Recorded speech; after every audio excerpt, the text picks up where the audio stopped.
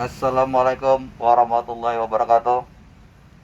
Kami himbau kepada seluruh masyarakat pengguna jasa moda transportasi darat di lingkungan Satuan Pelayanan Terminal Tipe A Bato